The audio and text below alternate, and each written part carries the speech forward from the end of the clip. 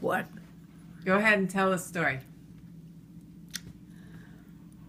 Well, I have to think of where the beginning was. Karen took a job over in the Czech Republic when it was first away from Russian influence. And she took Rachel. Well, Rachel wasn't happy over there in that place where they didn't speak English.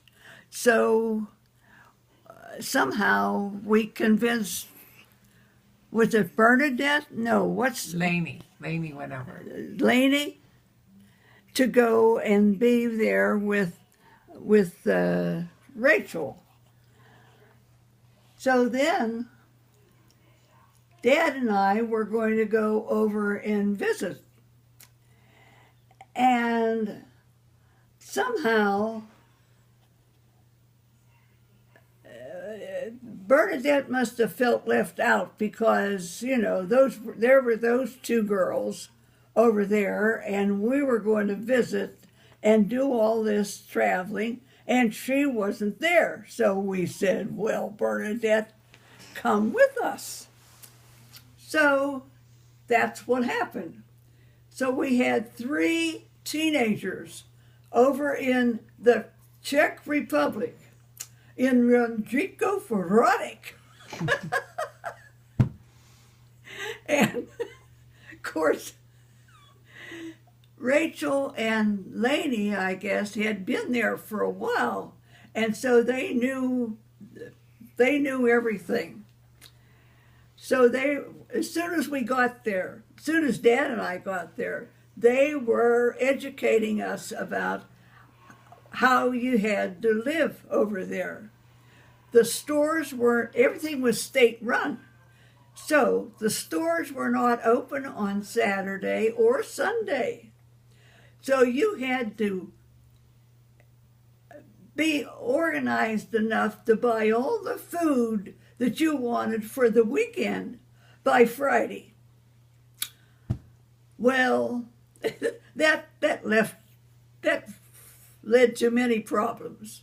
But anyway, they educated us about how we could do this. So somewhere along the line, Dad got the gout. And he had it before in his toe, but this time it was his whole foot. And he couldn't walk. He couldn't put his shoes on.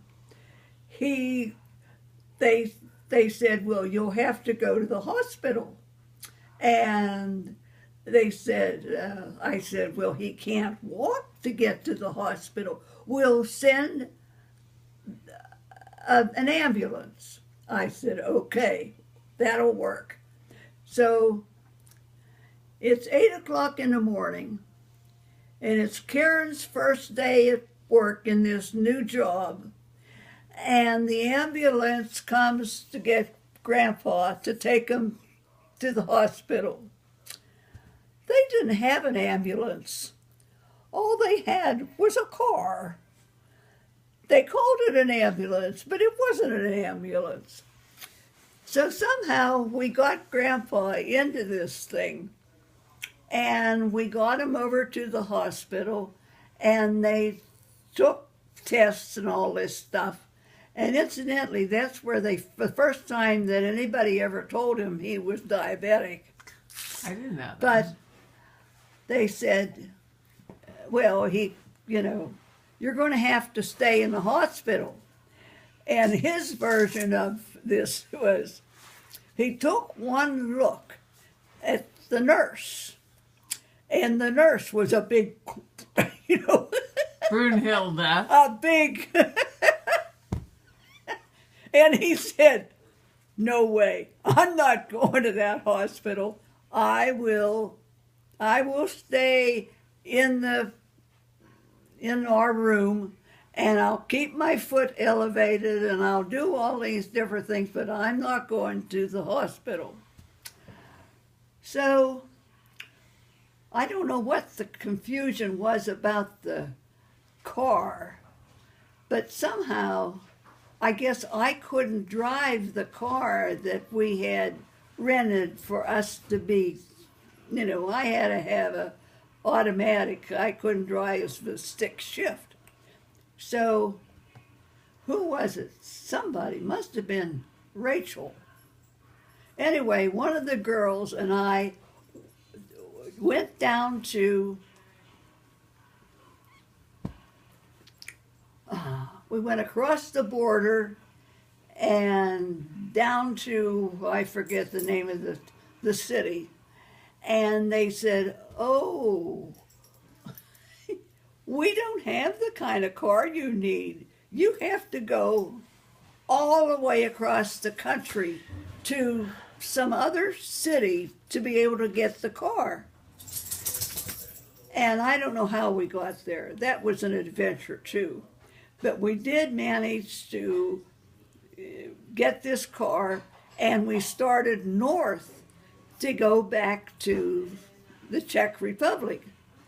Well, we got to the border was closed. It was after whatever time it was.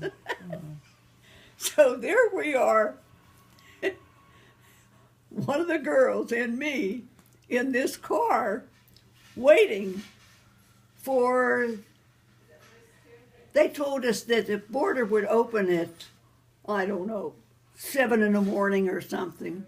And this is 7 at night. And Dad's there all by himself in the room. So I have the car parked, fortunately, and I was facing the traffic coming up to this border. And I see this car come up, and he stops, and he goes inside the office there, and he comes out, and they open up the big gate, and he goes through. I said, wait a minute. If he can do that, I can do that. I'm not sitting here all night, waiting till morning. So I went in and raised the rumpus, and they didn't want to bother listening to me all night. So they said, okay. So they went out, and they opened up the gate, the border, and we drove across it. All right, I gotta stop.